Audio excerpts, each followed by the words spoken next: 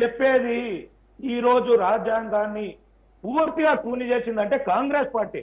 మా బీజేపీ ఎక్కడ కూడా పార్టీ మారిన వ్యక్తిని ఈ రోజుకు రాజీనామా చేయకుండా, ఎమ్మెల్యే పదవులకు రాజీనామా చేయకుండా పార్టీలో తీసుకున్న చరిత్ర లేదు.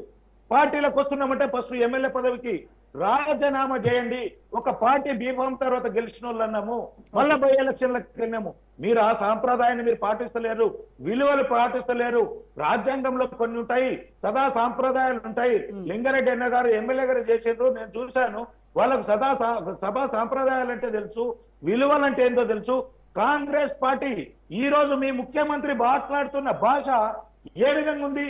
మీరు కూడా ఇందాక ఒక ప్రధానమంత్రిని పట్టుకొని అనరాని మాటలు అంటున్నారు. నేను ఆ మాట యూజను.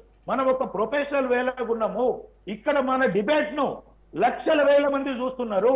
మనము వాడే భాష మనము కింద చూసే విద్యార్థులకో ప్రజలకో ఇస్తే, నాయకులుగా మనం పోయినప్పుడు ఆ భాష అంటే మీకు ఎలా ఉంటుంది? గుర్తుంచుకొని మాట్లాడాలి. మీరు సమస్యను ప్రశ్నించండి. ఏదైనా తప్పు చేస్తే దానికి క్వశ్చన్ చేయండి, మేము ఆన్సర్ చేస్తాం. కానీ ఇక మీరు ఇందాక ఉంటున్నారు, లింగారెడ్డి పెద్ద మీరు కంటే వయసులో బుద్ధి లేదా ఈ పదాలు వాడుతున్నారు. మనం ఒక డిబేట్ లో కూర్చున్నప్పుడు మనము ఆ పదాలను మన దగ్గర నుంచే స్టార్ట్ చేద్దాము. మీరు ఏదైనా క్వశ్చన్ చేయండి. అన్న మీరు తప్పు మాట్లాడుతున్నారని చెప్పండి, మీరు ఇది కరెక్ట్ కాదని చెప్పండి పద్ధతిగా. కానీ వ్యక్తిత్వ అననంగా మాట్లాడితే రాబోయే రోజులలో రాజకీయ నాయకుడు అంటే విలువలేనోడు. వీడు మాట్లాడే భాష ఒక్కటి కూడా కరెక్ట్ ఉండదు. తిట్టుకోవడానికే కూర్చుతున్నారు, సమస్యలు మాట్లాడతలేరు. ఇప్పటికీ కూడా ఒక్క నిమిషం మేడం, రోజా మేడం, ఇప్పటికీ ఆ గతంలో నేను చూసిన అసెంబ్లీ జరుగుతుందంటే, అసెంబ్లీ సెషన్ స్టార్ట్ అయిందంటే గంటలు గంటలు చూసేది. ఇవాళ అసెంబ్లీ సెషన్ ఏంటంటే బండ బూతులు తిట్టుకుంటున్నారు. ఏం చూస్తున్నారని వ్యూవర్సే పడిపోయారు.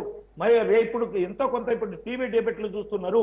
టీవీ డిబేట్లలో కూడా మనం భాష కనుక అదే వేళపోతే టీవీ డిబేట్లు కూడా చూడరు. వాళ్ళ సమస్యను మనం అడ్రస్ చేద్దాము.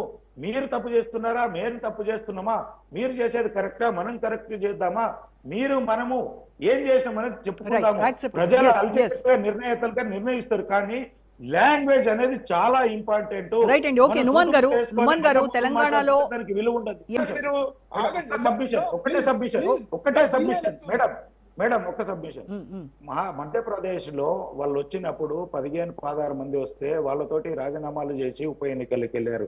నాకు తెలిసి ఈ అంశం చెప్తాను. ఇంకోటి కర్ణాటకలో జేడీయూ వాళ్ళు వచ్చినప్పుడు కూడా వాళ్ళని కూడా రాజీనామా చేపించేసి బై ఎలక్షన్లకు వెళ్ళారు. ఎందుకంటే మాట్లాడతారు పెద్దలు కృష్ణారెడ్డి గారు. మీరు ఒక్కసారి గూగుల్లో చూడండి.